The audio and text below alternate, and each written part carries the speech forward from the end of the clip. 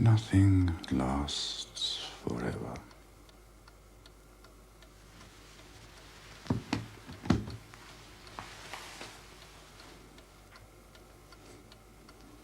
Even the longest, the most glittering rain must come to an end someday.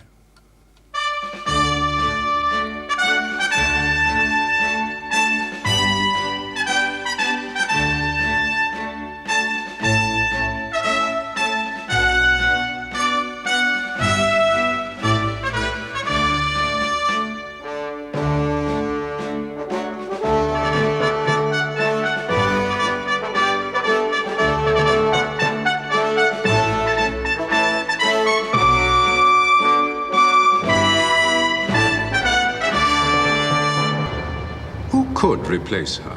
Plenty of contenders, old warriors, young pretenders. Lord Bilsborough, say, party chairman. Too old and too familiar, tainted by 1,000 shabby deals. Michael Samuels, too young and too clever. Patrick Woolton, bit of a lout, bit of a bully boy. Yes, it could well be Woolton. Henry Collingridge, the people's favorite. A well-meaning fool, no background and no bottom. What, me? Oh, no, no, no. I'm the chief whip, merely a functionary. I keep the troops in line. I put a bit of stick about. I make them jump. And I shall, of course, give my absolute loyalty to whoever emerges as my leader. You'll have to excuse me now. Britain's new Prime Minister. Today, Henry Collingridge emerged as the popular choice to lead his party as Prime Minister in the forthcoming general election. Mr. Collingridge, who's 48 years old, has served as Minister for the Environment and Minister for Inner City Growth, and has often been described as the acceptable face of capitalism. Well, let's see how he does. Besides, I may not think highly of Henry Collingridge, but I believe he thinks highly of me. I have hopes of high office, I must confess, and have been promised as much by the man himself. But first things first, we have a general election to win. Early indications are that the government will be returned, but with a substantially reduced majority.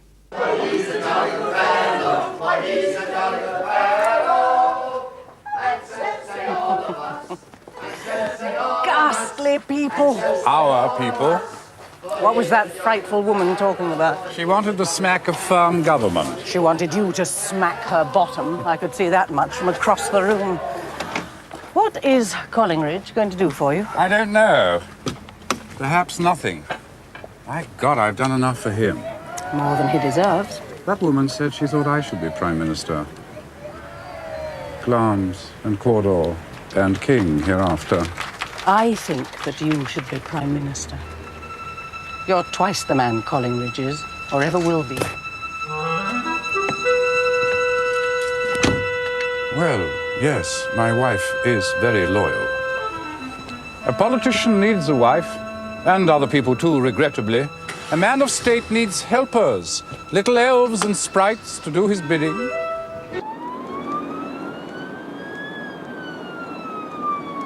How? It could have been worse.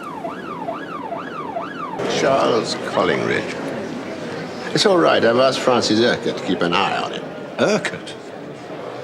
Hardly see him as one of nature's nursemaids. What's so sure, Michael? He's got a good heart as Francis, but he won't stand for any bloody nonsense. Ideal nursemaid, in my opinion. He's a bore. Damn good thing, too. Dull dog, but sound as a bell. I get the strong impression he doesn't care much for me. Well, you're younger than he is. You're clever and you make no effort to hide it. You're better looking than he is. And I'm Jewish. Well, quite. But the odd thing about Francis Urquhart is he'd never stab you in the back, however much he disliked you. Not when he left like Urquhart. Dying breed, more's the pity. Teddy. Ah, He's here. right.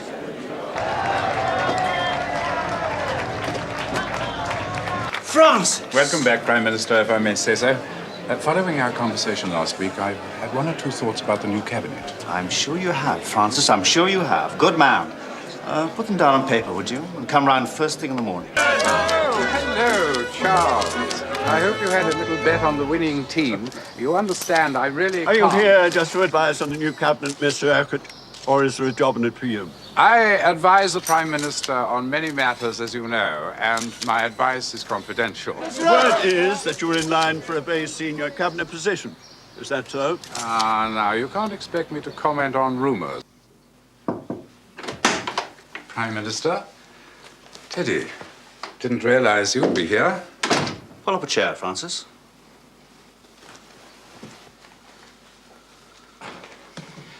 Now, I've had a careful look at this memorandum of yours.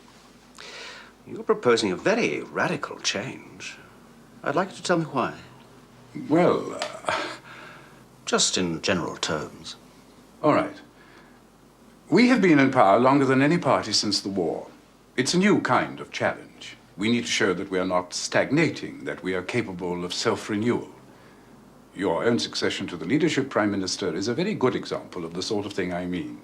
And now you want to see a great deal more of that sort of thing. Well, I think we've had a pretty clear indication from the country that people are looking for some kind of change. You think so? And I see you're offering your own services in high office. You will remember, Prime Minister, that some months ago we talked about the possibility that after the election there might be a senior ministerial post. Yes, I do remember that. Things do change so very quickly in politics, don't they, Francis? I'm very grateful indeed for your suggestions, but I have to tell you now that we disagree with you entirely. Now, here is what I have in mind. As you see, no cabinet changes at all. I'm sure it'll be seen for what it is, a sign of strength and sureness of purpose. Well, I hope the parliamentary party will see it in that way. I rather count on you to press it home to them, Francis, as Chief Whip. I do assume I have your full support. Of course, Prime Minister, that goes without saying. Good. I want you to know that with such a slender majority in the House, a good Chief Whip is more important to me than a good Home Secretary. You're too kind, Prime Minister. Much too kind. Nothing. Nothing. Not a damn thing. And then he had the gall to say that he counted on my support. He said his fate was in my hands, Elizabeth. Melodramatic twaddle. Is it? What? Isn't there some truth in it? Isn't his fate in your hands? No. I'm in charge of discipline. But I can't deliver if my troops are disaffected. But aren't they disaffected now? His weakness, his refusal to take responsibility for firm leadership, it's going to bring this government down sooner or later. Yes. And sooner rather than later, in my view. Unless he were to relinquish the leadership. He won't do that. Unless a better man were to take the leadership from him.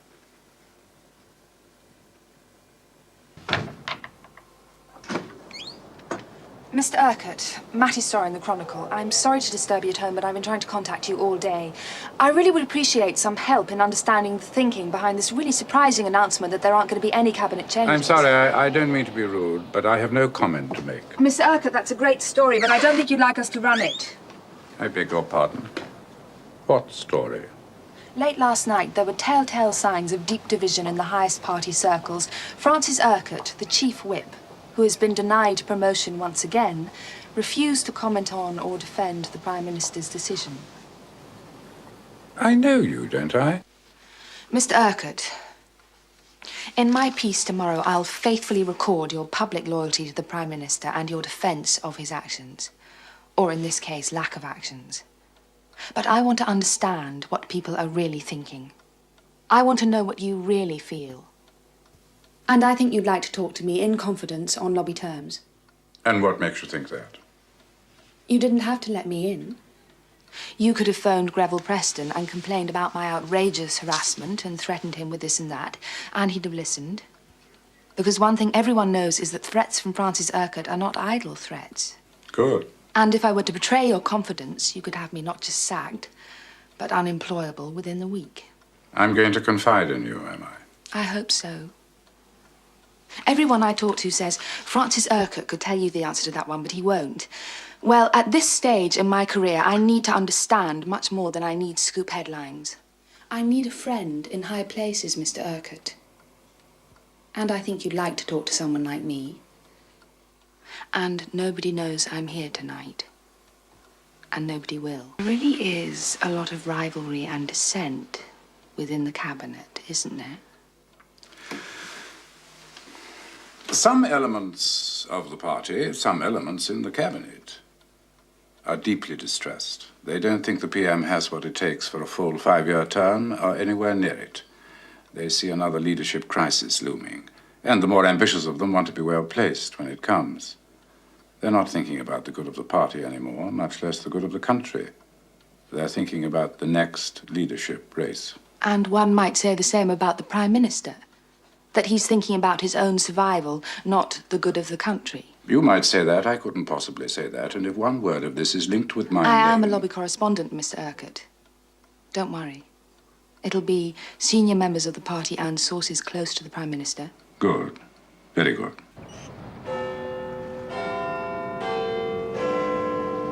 No, Prime Minister. I haven't seen the papers yet. Yes. There was speculation last night that the Prime Minister was unlikely to fight another election, and that some senior ministers were already manoeuvring for position in the event of an early leadership struggle. It's all very insubstantial, Prime Minister. Someone's flying a kite. Someone's bloody well making mischief, Francis. Listen to this. Lord Bilsborough, the party chairman, dismissed as nonsense any suggestion of a leadership election in the offing. However, the position of the party chairman will be crucial during a leadership race, and Bilsborough is known to be very close to Michael Samuels, the Environment Secretary, who could be one of the contenders. Damn it, Francis, this is the Chronicle. They're supposed to be our people. Yes, you're quite right. Will you leave this with me, Henry? I'll get on to Greville Preston and find out who's been telling tales out of class. And if we don't get any joy there, we'll go straight to Ben Landless. You're absolutely right. We don't need this from the Chronicle. Leave it with me. I'll put a bit of stick about. Thank you, Francis. And Francis, I'm really very grateful for your support. Not at all. Goodbye. Roger! Good morning to you, Francis. Well, I'll be on my way. Yes, all right. Have a seat, Roger. Good of you to come in. Drink? Well, it's a bit early in the morning for me, but... Well, if you're offering... Whiskey? Ah, sure, why not? Wanted to thank you for the good job you did for the party in the run-up to the election. There were one or two who wanted to make you a scapegoat, but I'd have none of that, and neither would the PM. Good God, I hadn't realized anyone was blaming me. You're not having one yourself? It is a bit early in the day for me.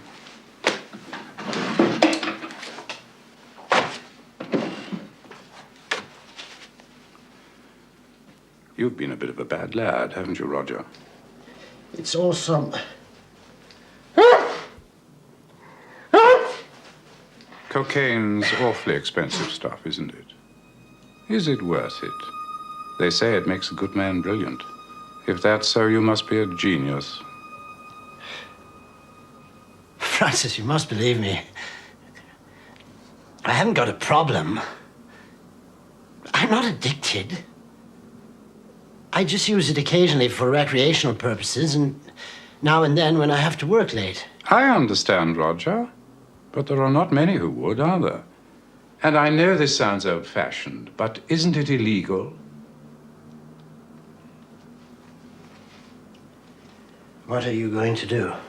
Well, I know what we should do. Write off the money as a bad debt and toss you overboard. But I suppose I must have a soft spot for you. I'm going to bail you out, Roger. I'm going to save your bacon.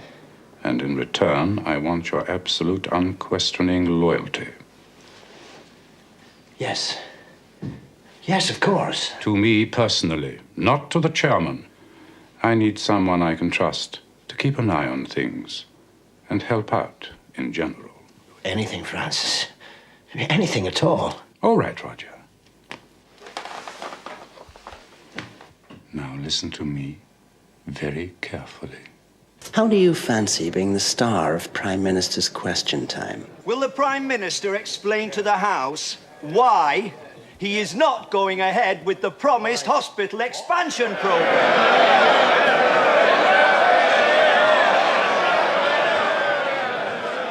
I note the honourable member's creditable concern with the health service and would remind him that under this government, the health service has enjoyed an annual increase of 7%.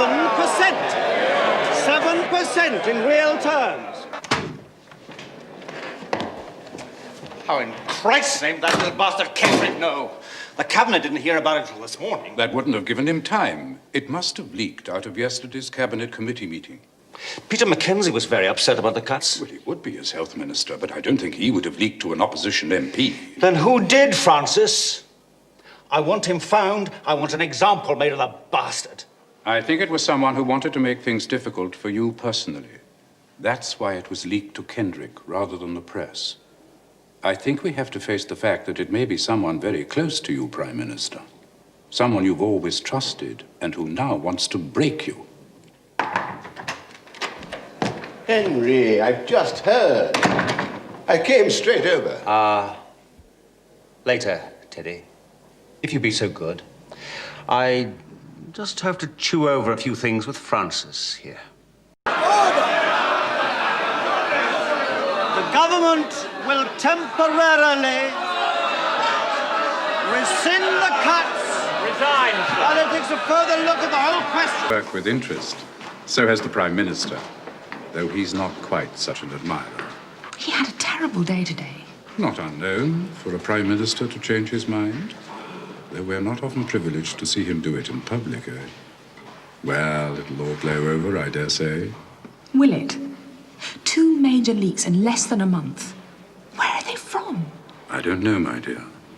I'm responsible for the backbenchers, not the Cabinet. Though I dare say I'll be asked to find out.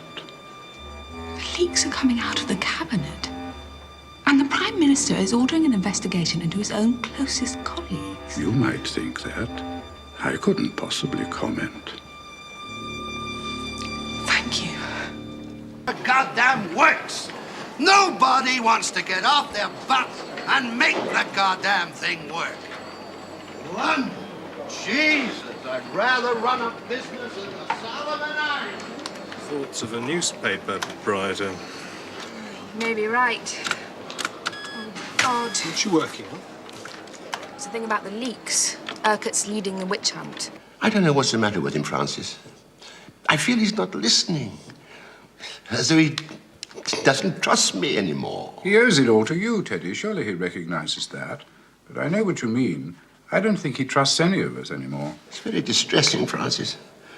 How can we help the man when he won't let us help him? Well, I'll continue to put the fear of God into the troops as long as I can. But there comes a time, we're nowhere near it yet, of course. Yes, quite. Yeah. You will keep me informed, won't you, Francis? Now more than ever, he needs wise counsel. Of course I will, Teddy. Goodbye now. I think Lord Bilsborough's starting to lose touch a bit. Shame. Used to be a hell of an operator in his day. Well, work to do.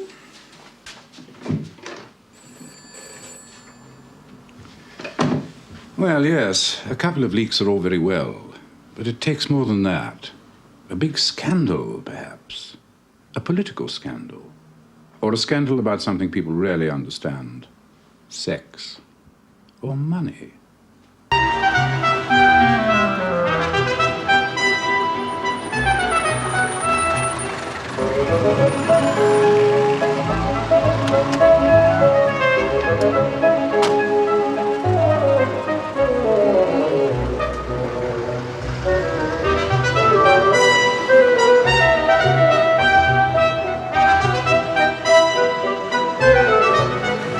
You wish to open the account with? £50,000. Excellent.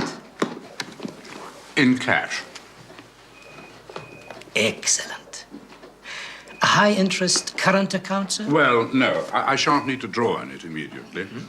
Could I purchase some shares through you? But of course, it would be a pleasure. Mendox Chemicals. 20,000. You should be able to get them for about 240 pence. I'm rather pressed for time. Could I leave that with you? We should be able to confirm it for you by 4 this afternoon, sir. Excellent. Thank you very much. Not at all, Mr. Collingridge. It's a pleasure.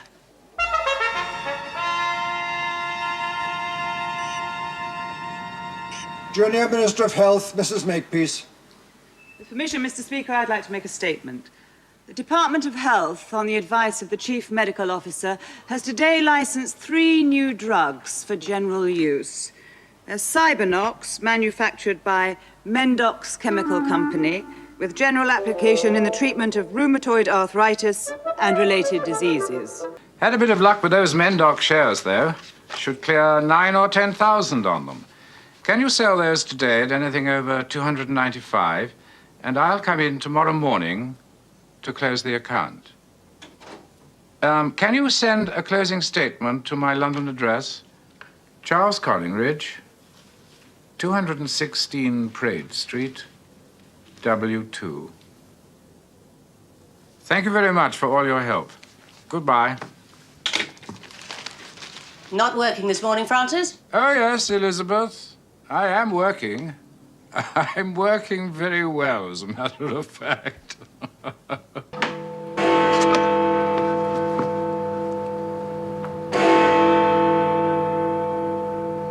Mr. Urquhart.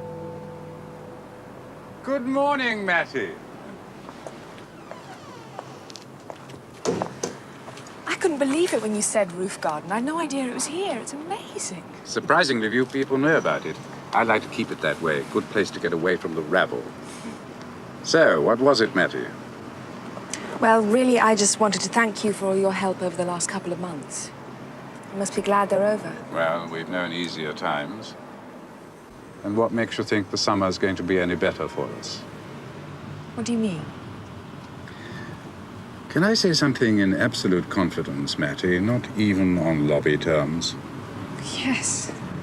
Yes, of course you can.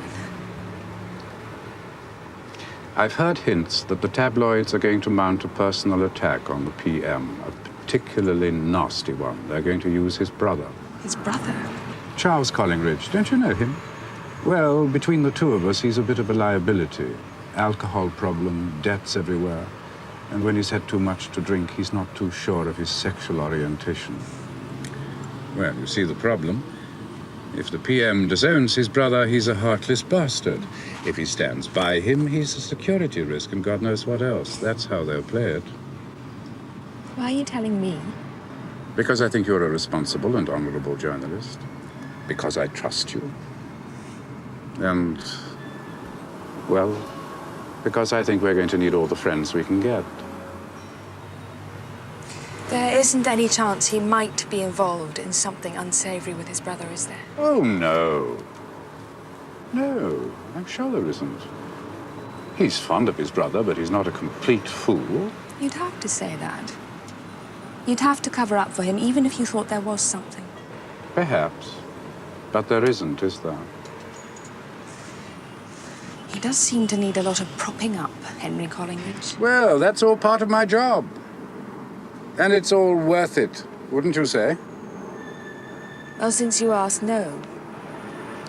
Because I happen to think there's at least one man who'd make a much better leader. You might think that, Mattie. I couldn't possibly comment.